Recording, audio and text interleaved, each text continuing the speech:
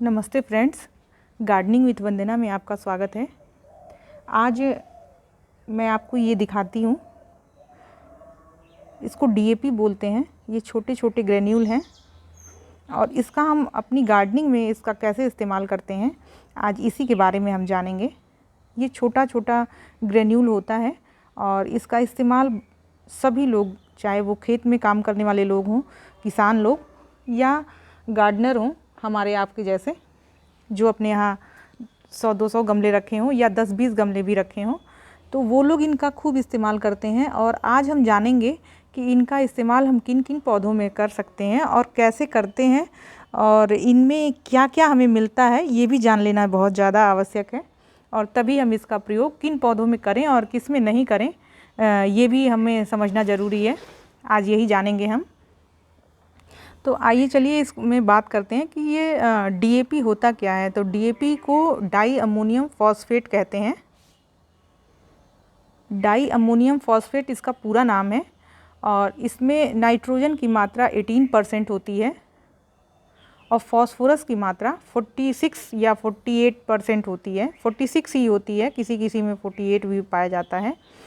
तो इसका हम नाइट्रोजन और फॉस्फोरस का क्या काम है और किस टाइप के पौधों में हम इसको दे सकते हैं, आज यही जानने की कोशिश करेंगे। डीएपी में नाइट्रोजन और फॉस्फोरस पाया जाता है। नाइट्रोजन की मात्रा थोड़ी कम होती है और फॉस्फोरस की मात्रा ज़्यादा होती है। तो जब भी हम कोई नए बीज लगाते हैं, सबसे पहले ये जानते हैं कि बीज लगाते समय भी इनका इस्तेमाल थोड़ा बहुत होता है, कम क्वांटिटी में होता है।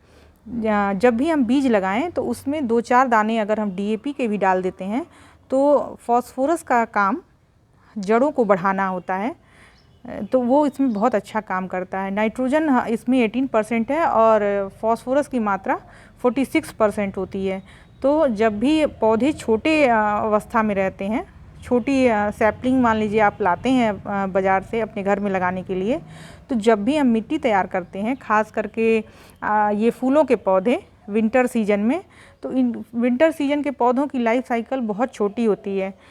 3 महीने 4 महीने के अंदर ही इन पौधों को छोटे से बड़ा होना होता है, कलियां लगती हैं, फिर उन्हें जल्दी जल्दी खूब फ्लावरिंग करनी होती है और फिर उसके बाद से बीज उसमें लगते हैं।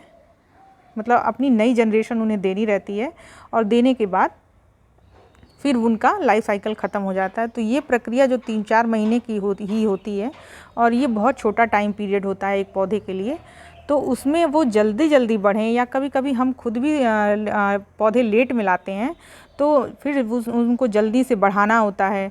तो हम इन सब खादों का इस्तेमाल करते हैं जिसमें डीएपी का बहुत ख़ास रोल होता है। जब भी हम कोई नए पौधे लगाएं और उसमें 4 से 5 दाने हम डीएपी के डालते हैं, तो पौधों के रूट सिस्टम को डेवलप करने में डीएपी का बहुत बड़ा रोल है। जब पौधे छोटे रहते हैं तो उनको अपनी वेजिटेटिव ग्रोथ बहुत ज़्यादा तेज़ी से करनी होती है। उसमें ये डीएपी काम करता है कि नीचे से जड़ें जितनी जल्दी बढ़ेंगी और मजबूत होंगी और वो खाना जितना ज़्यादा प्रोवाइड करेंगी, पौधे उतने ही जल्दी जल्दी उनकी बढ़त होगी और वो जल्दी जल्दी फ्लावरिंग पे आएंगे। तो इसमें डीएपी बहुत काम करता है। तो इसमें नाइट्रोजन होने की वजह से ये पत्तियों को खूब तेज़ी से बढ़ाता है और फॉस्फोरस ज़्यादा मात्रा में होने की वजह से पूरी ये जो रूट सिस्टम होता है हमें पौधों का मिट्टी के भीतर, तो वो बहुत तेज़ी से बढ़ाता है। तो इसी के लिए हम डीएपी का इस्तेमाल करते हैं। और जब पौधा बड़ा हो जाता है, जैसे इसमें ये कलियां देखिए आ गई हैं और ये देखिए फूल खिल चुके हैं, तो हमें इसकी मात्रा थोड़ी कम कर देनी चाहिए देने की। जब पौधे छोटे रहें, आप नर्सरी से सीडलिंग लाते हैं, छोटी छोटी 2-2 इंच की अगर आप लाते हैं, तो उनकी मिट्टी में भी आप डालें और इसको हर 15 दिन में, जैसे मैं बताती हूँ कि सरसों की खली की खाद जब बनाते हैं तो उसमें भी ये 1 चम्मच आप डाल दिया करिए, तो वो भी बहुत अच्छे से डिज़ोल्व हो जाता है 1 से 2 दिन के अंदर, और उसके बाद आप अपने पौधों में दे दीजिए। ये बहुत अच्छा काम करता है। पौधे की वेजिटेटिव ग्रोथ के लिए इसको बहुत बेस्ट माना जाता है और इसका खूब धड़ल्ले से इस्तेमाल होता है। किसान भी इसका खूब प्रयोग करते हैं। डीएपी की ये एक अच्छाई तो अभी हमने ये सब जान ली कि ये पौधों की ग्रोथ के लिए अच्छा होता है, इसको डालना अच्छा होता है, लेकिन इसमें थोड़ी बहुत कमियां भी हैं और इसका प्रयोग करने से पहले हमें ये भी जान लेना ज़्यादा आवश्यक होता है कि ये पौधों में किसी तरह का नुकसान तो नहीं करेगा या इसके क्या साइड इफ़ेक्ट हैं। तो इसका साइड इफ़ेक्ट ये होता है कि जब भी हम इसका इस्तेमाल करें तो थोड़ी मात्रा में इस्तेमाल करें। अगर हमारा 8 इंच का गमला है तो मुश्किल से हमें उसमें 8 दाने डालने चाहिए। अगर 12 इंच का गमला है तो 12 दाने डालिए। तो ये एक ठीक है, संतुलित मात्रा में जब कोई भी केमिकल खाद का प्रयोग होता है तब वो पौधे को अच्छे से बढ़त में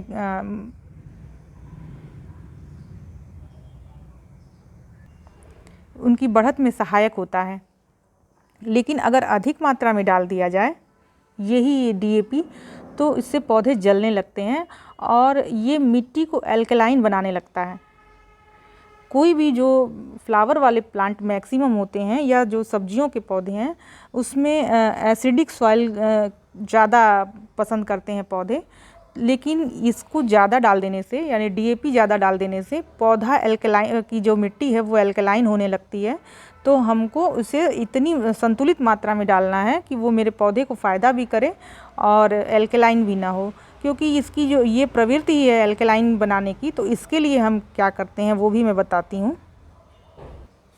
जब डीएपी मिट्टी में जाता है तो ये पौधों को मिट्टी को एल्कलाइन बनाता है, तो उस एल्कलाइन को फिर एसिडिक बनाने के लिए हम वर्मी कंपोस्ट या गोबर की खाद का ज़रूर इस्तेमाल करें या कोई भी ऑर्गेनिक मैटर ज़रूर इस्तेमाल करें।